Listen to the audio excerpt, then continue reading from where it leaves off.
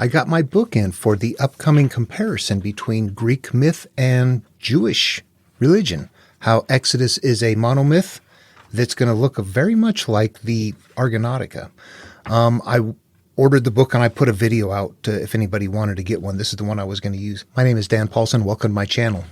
Just One Truth. You know what? I found one online that you can download. I wanted one that I could work with and, post up on the videos. And I didn't have a way to copy this, so I'm looking for something online, and I found one that was free that's downloadable. And so I'll post a link below to that. But all I did was click the download part, and then before it downloaded, I copied everything that it came up with, and then just copied and pasted that into a Word document, and bingo, I've got it. So yeah, very nice. I want to talk about the way it works. There's 4 books in here, and if you can think of that as a play, 4 acts in a play. That's how they're delivering these. They're actually got a, Colosseum or whatever. I mean, the Colosseum's a big one. I'm sure there's probably theaters all over the place that they did this quite a bit, and they would act these out on stage for people. Remembering they're developing into a life where there is a lot of spare free time and there's no technology yet. So it's incredibly important. It would be like media is to us.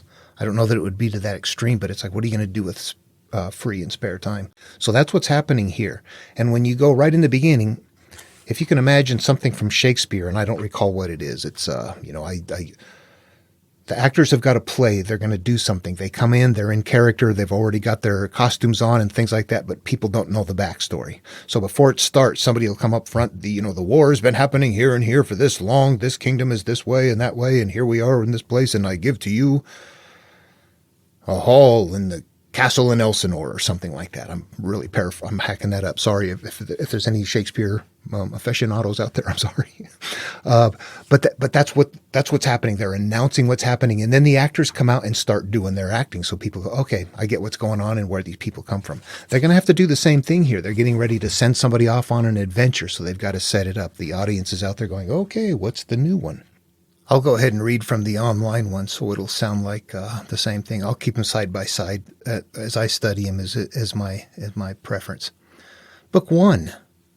Here we have remember there's somebody up on stage announcing this out.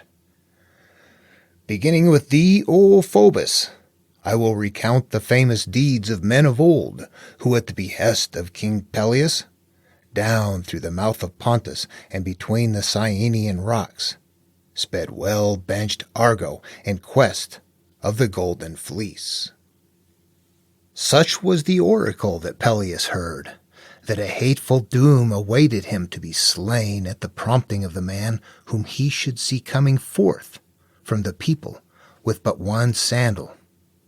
And no long time after, in accordance with that true report, Jason crossed the stream of wintry Anaurus on foot and saved one sandal from the mire, but the other he left in the depths, held back by the flood. And straightway he came to Pelias to share the banquet which the king was offering to his father Poseidon and the rest of the gods, though he paid no honor to Pelasgian Hera. Quickly the king saw him and pondered, and devised for him the toil of a troubled voyage, in order that on the sea or among strangers he might lose his home return. Then it goes on to the ship was built by Argus so it kind of, it's setting things up, and then it's going into the ship, and then it's going to say the name which I put first is Orpheus. So what we have here, Pelias is going to end up being our early self. Jason is who we're going on the adventure with. And you know what? I said that completely wrong. Jason is who we are when we have decided we are now going to go in and begin looking at our demons, our inner demons. Yeah, we're going to go start conquering some things inside. We become Jason. Our conscious part does. And all of the other parts of the story are elements of us as well. What we've done here is cross a first threshold. The river we went across, lost a sandal. There's an identified individual. Here's a special person that is picked out. They have been somehow isolated. Shows up with one sandal on. So at some point in time, there he is. You can't miss that. So they've selected that person. If you went to Moses, you would find out he was put in a basket. I can't resist the Jesus parallel. This is Matthew 2:13.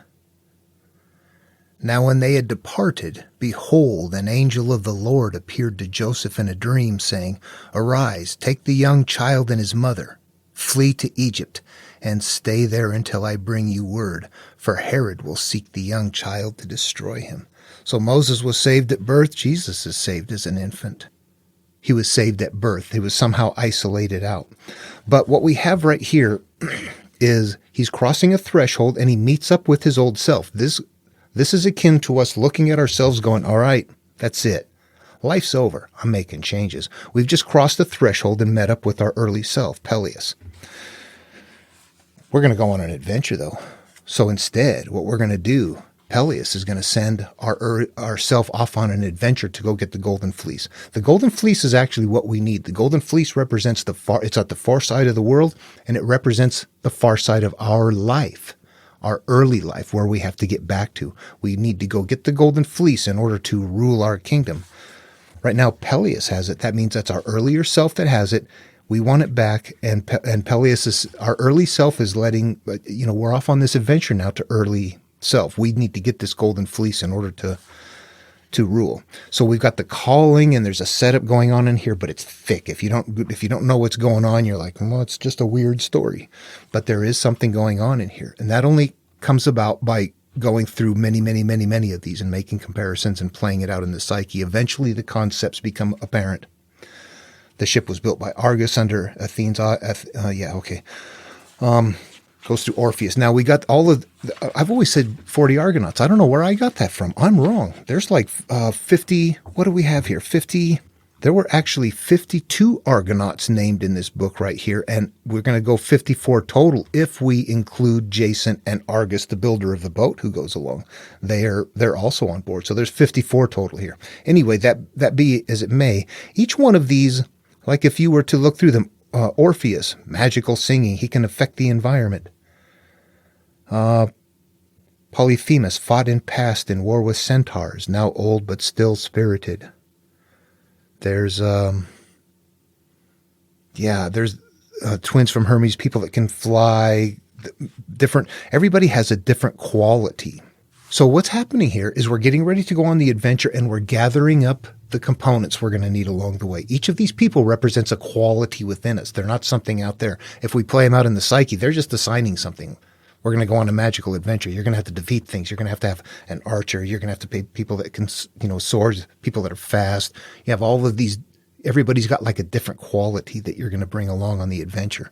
And they just name a bunch of people. Not all of them make it. It's a part of the rich telling of this story. Later on, as it gets into it, you can imagine actors are up on stage doing the things that they're, going as they're going through the story. And imagine that is how this is being delivered to us. It would be the same thing if we're getting Jewish material at that time. It might be like a synagogue or somebody standing up and, preaching out to people, but it's the same thing. It's telling the stories, whether it be a adventure genre or a religious genre, and you're still delivering that. And I'm contending that they're all based on that same template. Okay, I just wanted to say that for heads up. As we get into it, those are the things that are going on. That's the kind of stuff I'm looking for. And if we make comparisons, this is what I wanted to do again. If we look at Jesus, I claim he is called on the adventure. He goes through and he gets ready to go. And before he takes off, what does he do? He gathers 12 disciples. What do we have down here in the Bible before we get into the Abram and Sarai story? What we have just before that is this creation of, these are the descendants of Shem. When Shem was 100 years old, he became the father of Arpachshad 2 years after the flood, and Shem after the birth of Arpachshad 500 years, and the sons and daughters. Anyway, there's these names that are going on just before the Abram and Sarai adventure begins. And there are names that come on just before the Jesus adventure begins. And there are names that are coming up just before the Argonautic adventure begins. And another interesting part of that pattern, if you look at all of them, is whoever they are, it also specifies where they come from, who their parents are, where they originate from. It's not just these people, but what their origins are. See that? Do you see those patterns? Those are the bigger patterns we're looking for. All right. I'll see you when I got something to put out next. I just wanted to kind of give you a heads up if you're following along and you're not quite aware of it. treat it that way. All right, take care. See you soon.